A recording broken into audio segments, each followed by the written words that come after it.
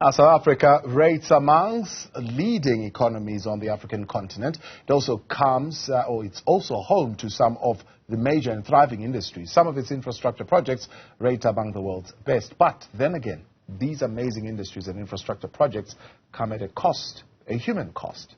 Newzroom Afrika's Ziniko Mhlaba takes a look. South Africa is home to some of the deadliest pollution sites in the world.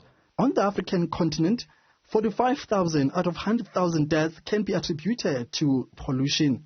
Air pollution has been identified as the second killer on the continent, just after malnutrition at the top. The state of South Africa's air quality has worsened in recent years. This is according to the Benchmark Foundation. The foundation also highlights how some policies have contributed to the chronic health some people live with.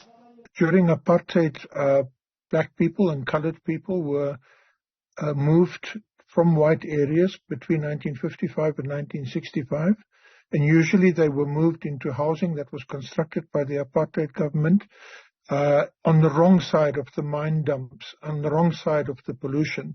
The relocation of these groups did not only uproot them from their strategic settlements, these regions became a death trap for locals. Their health was greatly compromised. In our community, we had, for about 3 months ago, we had a total of about 12 to 13 patients that were reliant on oxygen. Okay, these were people that were admitted to hospital. Okay, so because of the lack of oxygen, we have a company that has assisted our community with oxygen. Okay, we just discovered today, and you witnessed it, that we left with 2 patients. Okay, most of our patients have passed on.